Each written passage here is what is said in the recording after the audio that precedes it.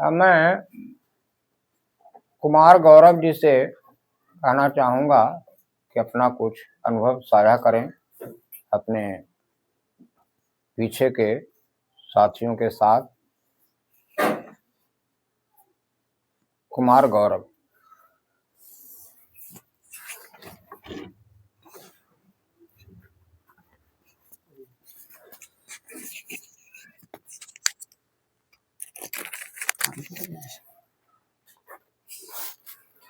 जय हिंद सभी लोग को।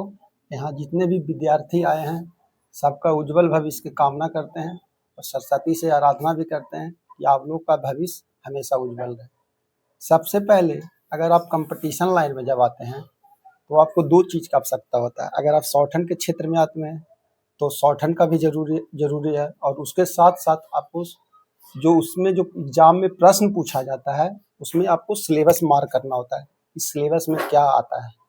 तो अलग अलग एग्जाम में स्टेनो के अलग अलग सिलेबस होता है। ऐसे मुख्यतः सेम सिलेबस है, जैसे मैथ हो गया, रीजनिंग हो गया और जीके हो गया। जीके में जो भी ये पोर्शन है और एक पोर्शन और ऐड हो जाता है करेंट अफेयर का। तो सबसे पहले सिलेबस को आप लोग मार्क कर लीजिए कि क्या सिलेबस पूछ रहा है।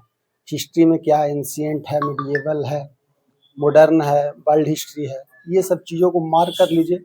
और मार्क करने के बाद आप सिलेबस को अच्छे तरीके से पढ़ लीजिए। और सिलेबस पढ़ने से पहले क्या सिलेबस पूछ रहा है, आपके कॉपी में सबसे पहले मार्क वही होना चाहिए कि क्या सिलेबस है। पूरे सिलेबस को लिख लीजिए और उसको नोट कर लीजिए।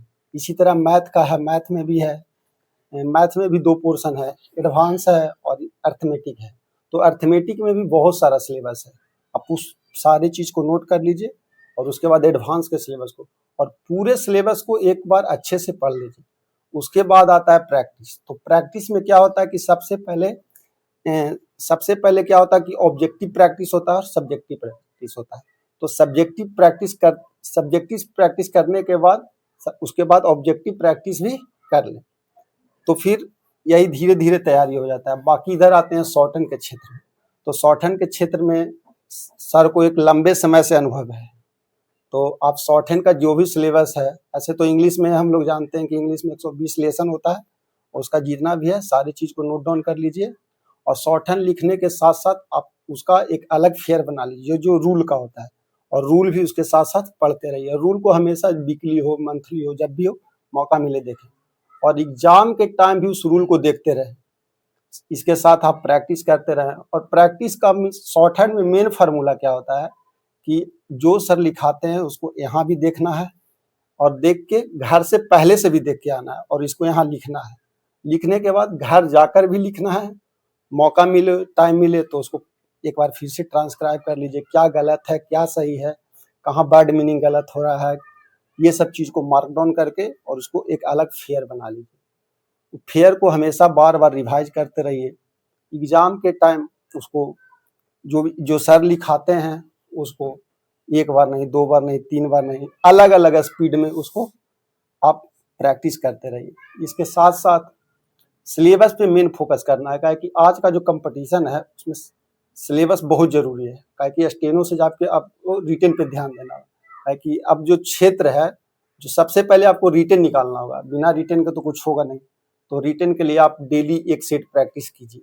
इसके साथ जीके, करेंट अफेयर को अलग अलग टाइम दे दीजिए आप। जैसे करेंट अफेयर 1 घंटा पढ़ना ही पढ़ना है, जीके में 1 घंटा पढ़ना है। जीके में आप वीकली बना लीजिए कि आज साइंस फिजिक्स पढ़ना है, केमिस्ट्री पढ़ना है। इस तरह से आप हमेशा इसको मार्क डाउन कर लीजिए और वीकली आप पढ़ते रहिए। और करेंट अफेयर तो हर हाल में, कि करेंट अफेयर को पोर्शन हमेशा बढ़ते जा रहा है। कोई भी एग्जाम में अगर 50 क्वेश्चन है तो 20 क्वेश्चन करेंट अफेयर जा रहा है। अकॉर्डिंग टू समय है, आप समय के अनुसार एग्जाम देते होंगे तो अनुभव हो ही जाएगा कि क्या है नहीं है। उसके बाद आप लंबे समय से प्रैक्टिस करते रहिए। असफलता से घबराना नहीं है। आपको कभी कभी ऐसा लगेगा कि ये चीज में नहीं हुआ, 1 नंबर से छट गए, तो वो सब अपॉर्चुनिटी है। जब होगा तो 2, 3, 4, जैसे मेरा ही हुआ, बहुत जगह हम भी छटे, रेलवे में छटे, मेरा दोस्त का हुआ, तो उस समय हम लोग भी हुए, डिमोटिवेट हुए। लेकिन एक समय आया कि हम लोग नरोरा एटॉमिक पावर स्टेशन में हुआ, फिर बिहार सिविल कोर्ट में हुआ, फिर इस बार स्टेनो में हुआ, बहुत सारा 5-6 जगह हुआ। तो इस सब चीज से घबराना नहीं है। फिर आपको क्या हुआ कि बिना जब तैयारी इस टाइप का हो जाएगा तो अब बिना प्रैक्टिस की, नौकरी कर भी रहे हैं, एग्जाम दीजिएगा तो निकाल लीजिएगा। तो ये सब चीज है। और अंत में बस यही बोलेंगे कि बेहतर से बेहतर होने का तलाश करें। मिल जाए नदी तो समुंदर का तलाश करें। अक्सर टूट जाते हैं शीशे पत्थर की चोट से, शीशे टूट जाए ऐसे पत्थर तलाश करें। बस यही बोलेंगे। और हमेशा याद रखना कि जैसे महाभारत में एक ब्रह्मास्त्र है, ऐसे ही कंपटीशन लाइन में ये शॉर्टहैंड एक ब्रह्मास्त्र की तरह है। एक बार आप कंपटीशन लाइन में आ गए हैं, अगर शॉर्टहैंड पकड़ लिए हैं और मेहनत कीजिएगा तो आप कभी इस क्षेत्र में, शॉर्टहैंड के क्षेत्र में निराश होकर ना कोई गया है ना कोई जाएगा, और आने वाला दिन में भी बिना निराश हुए कोई नहीं जाएगा। कुछ न कुछ सफलता शॉर्टहैंड के क्षेत्र में लेके जाएगा। और परवलपुर जब तक है, जब तक राइसर है, शॉर्टहैंड से बहुत सारे लोग को नौकरी मिला है, मिलते रहेगा।